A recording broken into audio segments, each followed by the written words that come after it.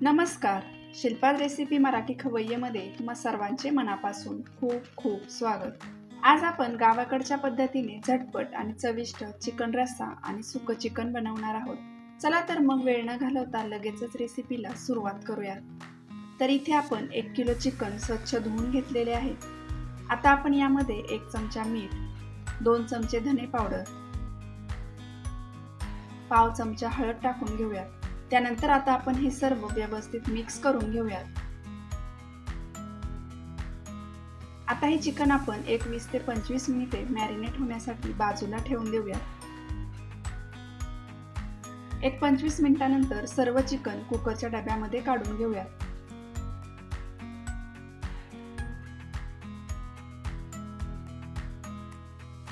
आता हा डबा आपण कुकरमध्ये ठेवून घेऊयात.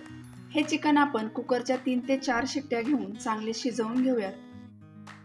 तर इथे आपण कुकर थंड झाल्यानंतर डबा कुकरमधून बाहेर काढून घेतलेला आहे आणि चिकनही अगदी व्यवस्थित शिजलेले आहे. आता आपण वाटण बनवणार आहोत. त्यासाठी तव्यावर थोडेसे सुक्या खोबऱ्याचे काप घेऊयात. त्यावर थोडे तेल टाकूयात आणि आता हे खोबरे छान सोनेरी रंग येईपर्यंत परतून घेऊयात. गॅसची फ्लेम आपण मीडियम ठेवलेली आहे. खोबऱ्याला छान सोनेरी रंग आलेला आहे. आता आपण हे एका प्लेटमध्ये काढून घेऊयात. त्यानंतर इथे आपण 2 मध्यम आकाराचे कांदे उभे पातळ कापून घेतलेले आहेत. आता हा कांदा सुद्धा आपल्याला चांगला लालसर रंग येईपर्यंत परतून घ्यायचा आहे. कांदा परतत असताना आपल्याला गॅसची फ्लेम लो टू मीडियम ठेवायची आहे, म्हणजे कांदा व्यवस्थित परतला जातो आणि त्यामुळेच आपल्या चिकनला चवही अगदी छान येते. तर इथे कांदा छान लालसर झालेला आहे. आपण तो प्लेटमध्ये काढून घेऊयात. त्यानंतर एका मिक्सरच्या भांड्यामध्ये आपण परतून घेतलेले खोबरे आणि कांदा टाकून घेऊयात.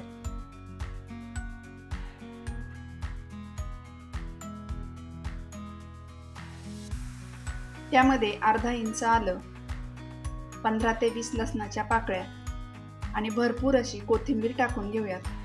आता आपण याच्यामध्ये आपल्याला लागेल तसं पाणी घालून हे मिक्सरला चांगलं बारीक वाटून घेऊयात.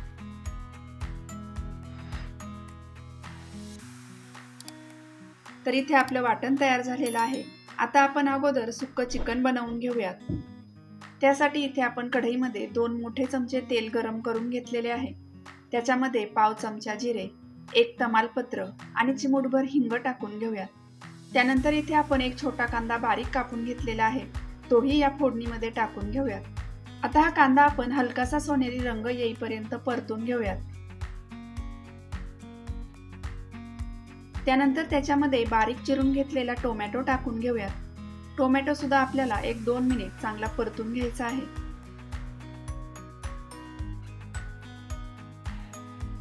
त्यानंतर याच्यामध्ये पाव चमचा हळद, 1 चमचा काश्मीरी लाल तिखट, 1 चमचा काळा मसाला, 1 चमचा कांदा लसूण मसाला आणि 1 चमचा चिकन मसाला टाकून घेऊयात. आता हे मसाले फोडणीमध्ये व्यवस्थित मिक्स करून घेऊयात.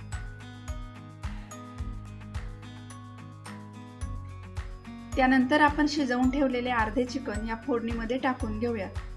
सर्व व्यवस्थित मिक्स करून घेऊयात.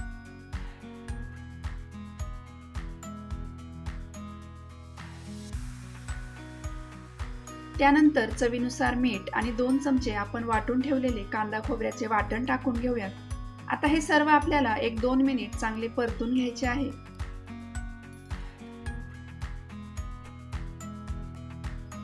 त्यानंतर चिकनमध्ये अर्धा कप कोमट पाणी टाकून घेऊयात आणि चिकन लो फ्लेमवरती 5 ते 6 मिनिट छान शिजवून घेऊयात.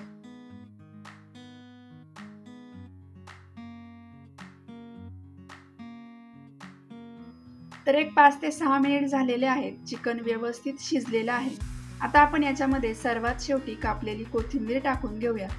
तर तुम्ही पाहू शकता आपलं छान झणझणीत असं गावाकडच्या पद्धतीनं सुक्क चिकन तयार झालेलं आहे.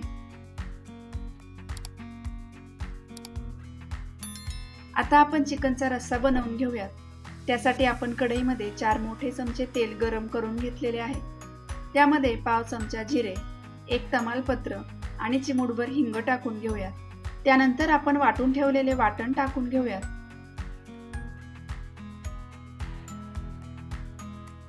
आता हे वाटण आपल्याला छान तेल सुटेपर्यंत परतून घ्यायचे आहे. गॅसची फ्लेम आपण लो टू मीडियम ठेवलेली आहे। तर इथे तुम्ही पाहू शकता वाटणाला छान तेल सुटलेले आहे। आता आपण याच्यामध्ये पाव चमचा हळद, 1 चमचा काश्मीरी लाल तिखट, 1 चमचा काळा मसाला, 1 चमचा कांदा लसूण मसाला आणि 1 चमचा चिकन मसाला टाकून घेऊयात। आता हे सर्व मसाले व्यवस्थित मिक्स करून घेऊयात आणि पुन्हा 2 ते 3 मिनिट चांगले परतून घेऊयात।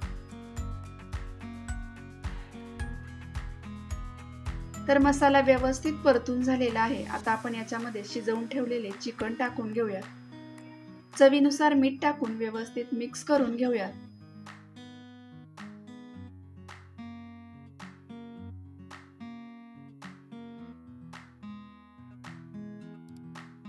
त्यानंतर चिकनमध्ये 1-2 ग्लास कोमट पाणी टाकून घेऊयात। व्यवस्थित मिक्स करून घेऊयात।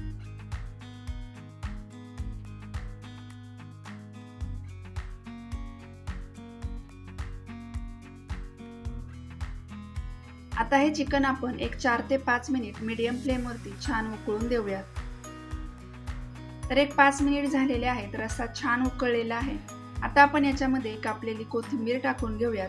व्यवस्थित मिक्स करून घेऊयात। रस्स्याला छान तरी आलेली आहे। आपला झणझणीत असा चिकनचा रस्सा तयार झालेला आहे।